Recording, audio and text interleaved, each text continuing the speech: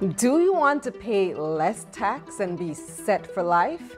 Hey guys, I'm Kalilah Reynolds and it's time for another episode of Money Mondays JA, brought to you in partnership with Proven Wealth.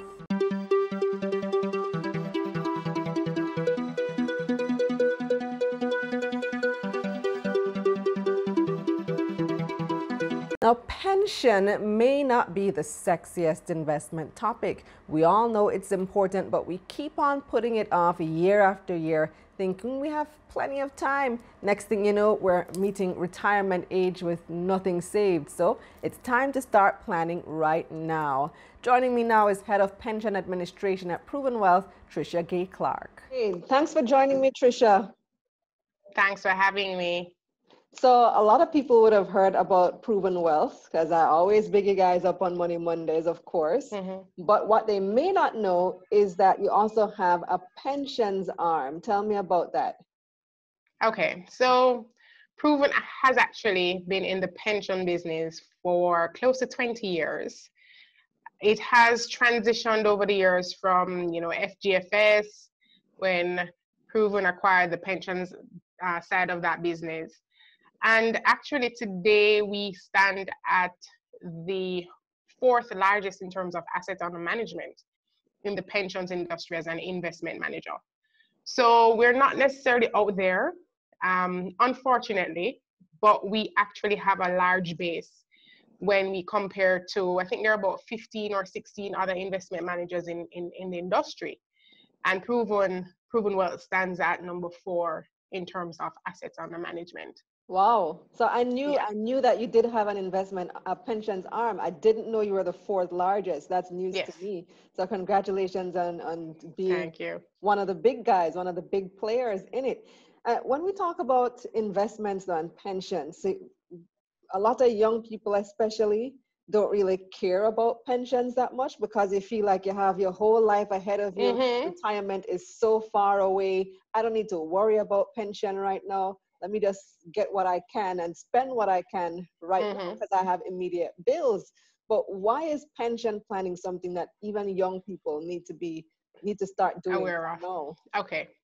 So the thing with pensions, just as you said, Kalilah, is that persons don't start thinking about pensions until it starts staring them in the face. And that is the big mistake that we have made. And it has been one of the things that have been really hard to sell and to get the buy-in from the younger persons. Because the reality is when somebody leaves university, they're thinking about, okay, how can I get my first car? How can I get my first home? Nobody's thinking long-term to pensions.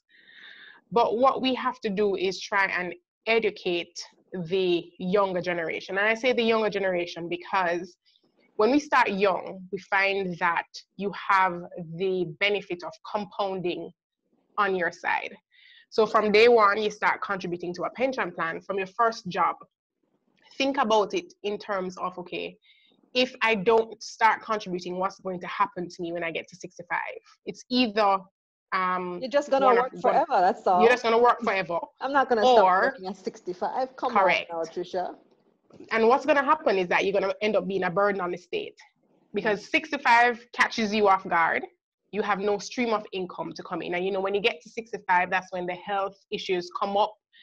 And you're going to find so many persons now at the stoplights begging because based on the statistics, persons are living longer. It doesn't feel that way, but persons are living longer. So what we have to do is try and encourage the younger persons from their first job to start sensitizing them about the importance of saving for retirement. Start saying to them, okay, if it is that you're fortunate enough to be in a company that has a pension plan in place for you, when you leave, don't always take a refund of your money. Because, you have persons who are contributing to pension plans, they have no idea what the benefit is. But what happens is that each time they leave a company, because based on tradition and based on statistics, you don't stay in one job for your entire 40 years worth of working life. So you contribute here, when you leave that company, you take a refund.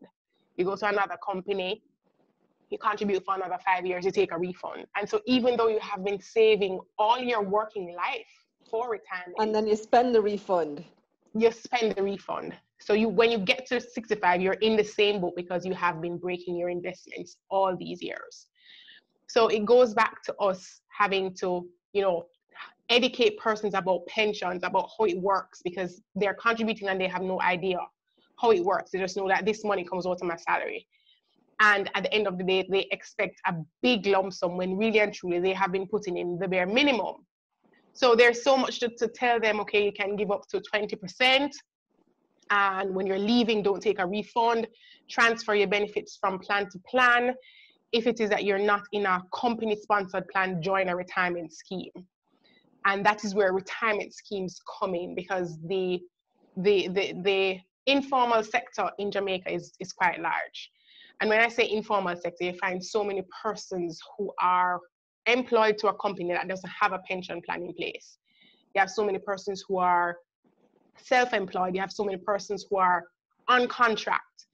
And because you have these many persons, even though you have the company-sponsored pension plans, there's a wide base of persons that aren't covered by that. Very wide. And that's a challenge, Trecia, because the majority of companies in Jamaica are small businesses. Correct. More so than large companies that have pension plans. And a lot of people, the vast majority of people, aren't going to sign up for a pension plan unless it's something that their company offers and makes it very easy for them. They're not going to just go out there and do it on their own. Correct. So how do you overcome that challenge and reach those people? So what we have to do is tell them the harsh reality. You're going to get old. Tell them the harsh reality. Children are no longer person's pension. Gone are the days when your parents and grandparents will be having 5 or 6 children, and the children will be taking care of the parents in old age. Now you have persons having 2 or 1, and your child is not your pension. So we have to tell them the harsh reality that if it is that you don't put something aside for yourself, nobody is going to put it. Of course, my child is my pension. What are you talking about? You're going to see. Child must take care of me. Oh my God. And I'm saying, boy, as old as I am right now, I'm the last of 4. And I'm saying, boy, if it is that my parents were looking to us for their pension, I am still trying to make life and ensure that I can provide for myself and my children. If they hadn't put things in place for themselves, it would have been so tough, because, the little income that you now have will have to be split between yourself and for your parents. And so we just have to say, boy, you have to fend for yourself. And that is the reality of it. And so that's so true. That's an excellent point, because I'm thinking about it. A lot of us are having children later in life too. Not only having fewer, but we're having starting families later in life. So by the time when we're 65, our children may only be just 25, 30, maybe their early 30s, and they're still struggling themselves, much less to take trying to find their foot, caring for you. Correct. So that's really what we tell them. And then we say to a person the benefits that you get when you contribute to a private pension arrangement, a formal pension arrangement. Because we're saying, yes, you may be doing other investments, other savings, but the benefits that you get when you contribute to a pension arrangement, you don't get it elsewhere. And these benefits are, just all off the top of my head, the tax benefits. So persons don't understand that when you contribute to a pension plan, these contributions are the first call on your income. And what I mean by that is whatever you give to a pension scheme or to a pension fund, it comes out of your salary before income tax is calculated on it. Oh. So persons don't know that there is a tax benefit upfront. So you pay less taxes. Once you're over the $1.5 million threshold, you pay less tax for every dollar that you contribute to a pension arrangement. So that's the first tax benefit. The second one is because pension plans, because pension plans are tax exempt, and we have to apply to the TAJ for tax approval. Whatever interest income is earned by retirement schemes and pension plans, that income actually is tax exempt. So we don't pay taxes on whatever interest income is earned by the fund when the fund manager invests those monies for pension plans. So that's another tax benefit, because you put your money in, you're getting income, and you're not paying interest on the income that you earn. And then when you get to retirement, we say upfront, you can get up to a quarter of the value of your benefit as a lump sum without paying any income taxes on it. So you'd have benefited from not paying income taxes on the contributions. You benefit from the interest that is earned. You're not paying income taxes on those. And then when you get to retirement, you get a quarter of whatever your accumulated pot of money is upfront without paying any income taxes on those monies. And then how do you get the rest? You get it as like an annuity or monthly? Correct. So when you get to retirement, we'll go to for a defined contribution plan or for a retirement scheme, we'll go to the insurance companies. There are 3 insurance companies that do annuities now. And we'll say, tell us what this pot of money can buy for Kalilah. And they'll come back and they'll give us a slew of options which we'll provide to you.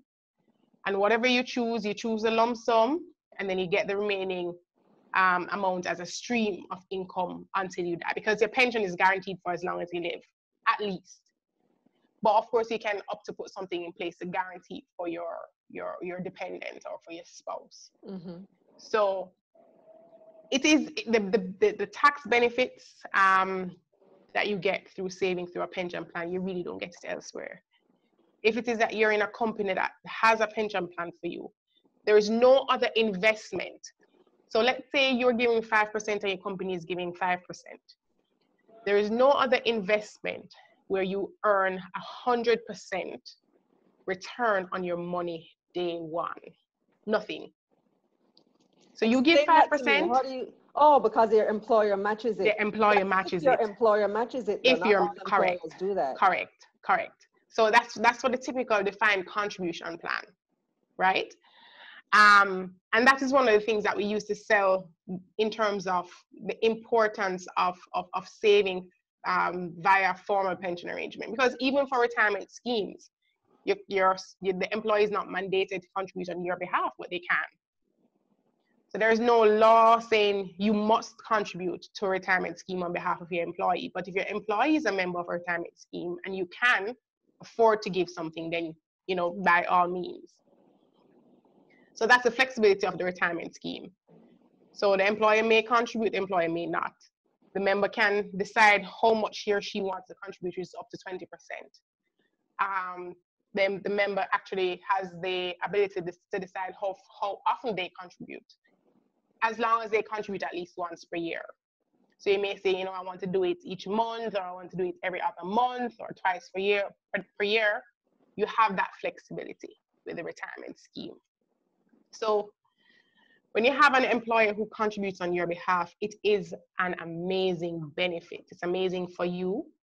And the employees need to think about it from the perspective of, if I'm putting aside something for my employees now, when they get to 65, I won't have them coming back to my door to say, Lord, I need to go to the doctor. Help me out. I need to pay my light bill. Help me out. Because that's really what happens when you speak to so many of these employees. They say, so often you have the past employees coming back to say, beg you some. And that is because you find that they don't have any pension plan in place for their employees.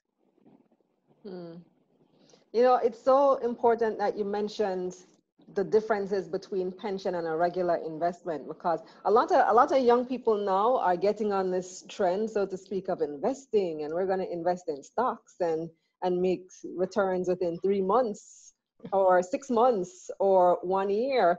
Really, it is another form of investing, but it's a more long-term. So tell me how pensions work. How do pensions actually make money? It's not just putting in and then taking out exactly what you put in after 25, 30 years. Correct. You get to take out more.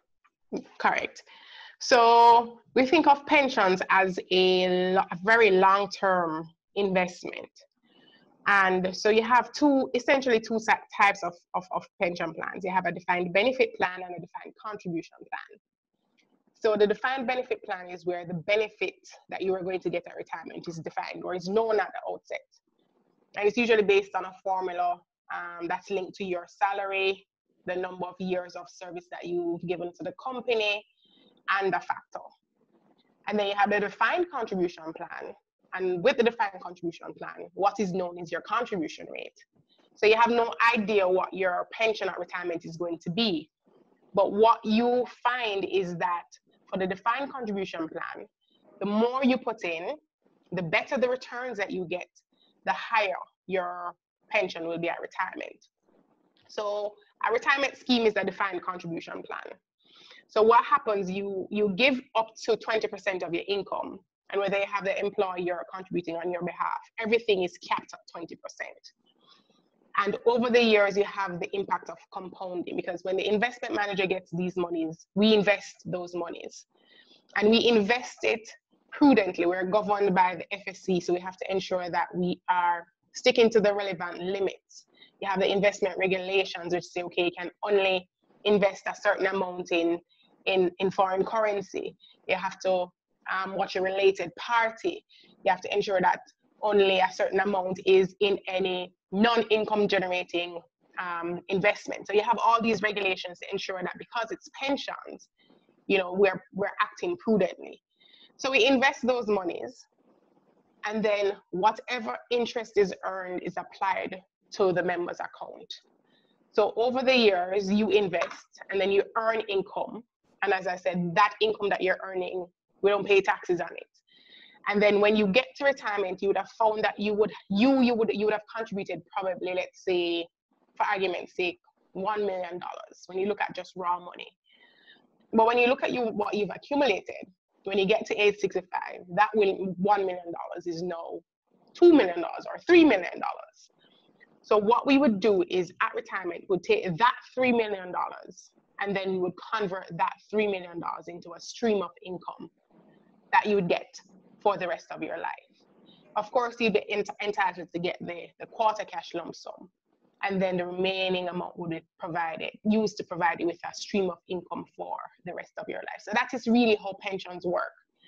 It just ensures that once you start to draw down, you get a stream of income for the rest of your life. How much money do I realistically need to save / invest? Do I realistically need to accumulate to live beyond retirement in Jamaica? Okay. So based on the statistics and the research, it says that for you to live or to survive comfortably, you need to ensure that you have 75% of what it is that you were earning as a steady stream of income coming in. So just before you were retiring, you were making $1 million, we'd say, boy, if it is that you have a pension that is giving you $750,000, then you're okay. Because even though there are certain things that go up, there are certain things that go down as well. You don't have the everyday expenses of traveling, of sending children to school, of the mortgage payment. So we expect certain things to go down, but then you have the medical expenses which go up.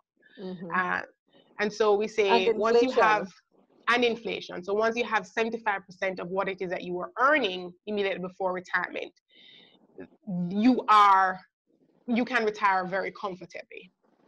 So to get to that 75% though, we say you need to start from day one. The earlier you start, you find that you don't have to contribute as much as somebody who is starting in their 40s or in their 50s.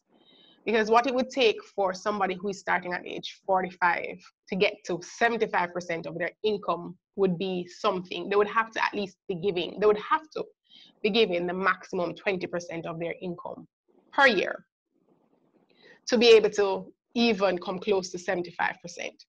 But if you start from day one, you find that if a young person who comes out and who starts their first job, and from day one, they start giving 5% of their income or 10% of their income, when they get to retirement, if it is that there's no break, if it is that they don't take any refunds and they keep transferring their monies from one plan to another, you find that when they get to retirement age, they will be pretty close. If not, they probably would even surpass the 75%. So the key is to start early. When you start early, you don't have to contribute as much. to get a significant pension. That's the key. Yeah.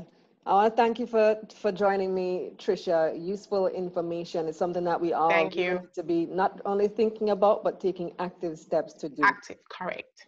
Because the statistics are very low. The statistics, it's about 10% of the population, working population, that is in a formal pension. And it has been this way for some time. So, you know, we have leaps and bounds to cover in terms of getting that number up. And it starts with education. It starts with, you know, telling somebody you know about pensions. Hey, you need to start saving for retirement. And how can they contact you to start? They can contact us at pwlpensionadmin@provenwealth.com. So that's the email address. Or they can reach us via phone at 908-380021. Thanks again, Trecia. Thank you. Thanks for having me, Kalilah. All right. That's it for this episode of Money Mondays JA, brought to you in partnership with Proven Wealth. Here's what's coming up this week on Taking Stock.